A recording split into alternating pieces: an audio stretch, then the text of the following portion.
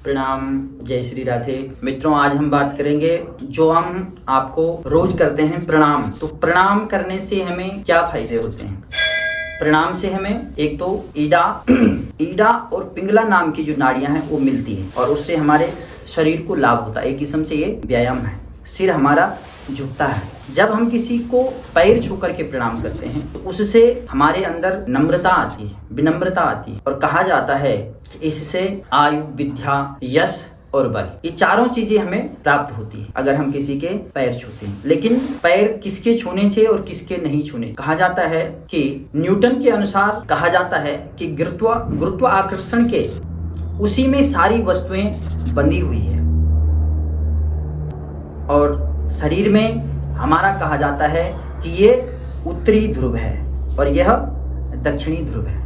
कोई भी वस्तु जब भार है, कोई भी भार है, वो वहीं गिरता है, उसी तरफ जाता है जहां उसको आकर्षण होता है। ये नियम है। तो ऊपर से नीचे की ओर, यानी यहाँ से प्रवेश होता है। तो जब यहाँ से प्रवेश होता है तो वो जाता कहाँ है? पैरों में। जो भी पॉजिटिव ऊर्जा या नेगेटिव ऊर्जा जो भी हम भरते हैं, जो भी हम किसी से ग्रहण करते हैं, यानी हम किसी के पैर छू रहे हैं तो उसके अंदर जो पॉजिटिव ऊर्जाएं हैं उसको हम ग्रहण कर रहे हैं। तो ध्यान रखने वाली बात यह है कि हमें पैर उसी व्यक्ति के छूने चाहिए जिसके आचरण अच्छे हों। चरण और आचरण, इन दोनों को बहुत गहरा संबंध है। अगर किसी के अच्छे आचरण है, जिसके लिए आपका हृदय कहे कि हाँ, ये व्यक्ति जो है इसके अंदर गुण हैं, इससे कुछ सीखने योग्य है या हम इसके जैसा बनना चाहते हैं, आपके मन में उसके प्रति श्रद्धा और विश्वास है, सम्मान है, तो आप उसके पैर छू सकते। जिस भाव से आप पैर छुएंगे वही भाव आपके अंदर आ जाएंगे, जो भी आपकी कामना है। इसीलिए कहा जाता है कि माता, पिता, गुरु और जो भी महान पुरुष है उनके चरणों को स्पर्श करना चाहिए। उनसे हमें जो प्राप्त होता है, आयु की वृद्धि होती है, यश बढ़ता है, मान सम्मान बढ़ता है, बल होता है, विद्या होती है, ये सब चीजें हमें प्राप्त होती है। लेकिन जिस व्यक्ति के आचरण अच्छे नहीं है, जिसके लिए आपके मन में सम्मान नहीं है, तो उस व्यक्ति के पैर कभी नहीं छूने। अगर आपकी दृष्टि में या समाज की दृष्टि में उसके आचरण अच्छे नहीं हैं, तो आपको कदापि उसके पैर नहीं छूने चाहिए। क्योंकि पैर जैसे ही आप छुएंगे तो आपके जो उसके व्यक्ति के अंदर पॉजिटिव है या जो भी आचरण है, जो व्यवहार है, वो सीधे आपके मस्तिष्क से प्रवेश कर जाए। जैसे ही आपके हाथ उनके चरणों में टच होंगे तो या अच्छे गुण होंगे तो अच्छे विचार आपके जीवन में आएंगे।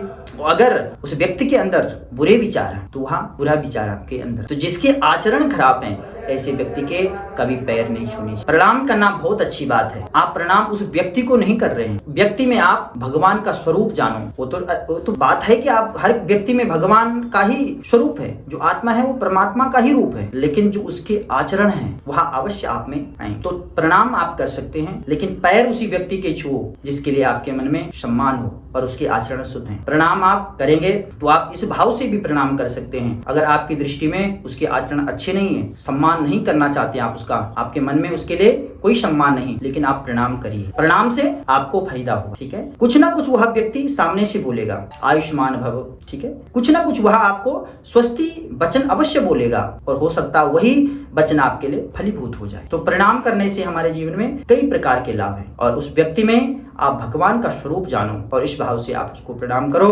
क्योंकि प्रणाम होता ही उस शरीर को नहीं होता है, प्रणाम उस आत्मा को होता है, उस परमात्मा को होता है। इसलिए कभी भी प्रणाम ऐसा नहीं करना चाहिए, हाथ जोड़ने चाहिए, और कभी भी ऐसा नहीं उठाना चाहिए एक हाथ से, वह भी गलत होता है। तो अगर कोई आपसे राम राम बोल रहा है तो आप उसी भाषा में आप राम राम बोलिए। राधे राधे बोल रहा तो आप राधे राधे बोलिए। आप ऐसे वचन बोलेंगे तो आपके मुख से भी राम का नाम निकलेगा, वह भी अच्छा होगा। प्रणाम 2-3 जगह है वहां पे नहीं करना चाहिए। एक तो शमशान जो जगह होती है, वहां पे आप अगर किसी के शमशान में गए हैं तो वहां पे अगर कोई आपको अपना मिल जाए, कोई सम्मानित व्यक्ति, कोई आपका रिश्तेदार, तो कभी भी पैर नहीं छूने, ना ही कोई अभिवादन कर। मंदिर में कोई मूर्ति के सामने आपको कोई अपना जानने वाला मिल जाए तो आपने मूर्ति के सामने, भगवान के सामने कभी भी उसके चरण नहीं छूने। और जिस व्यक्ति के आचरण अच्छे नहीं है उस व्यक्ति के भी चरण नहीं छूने।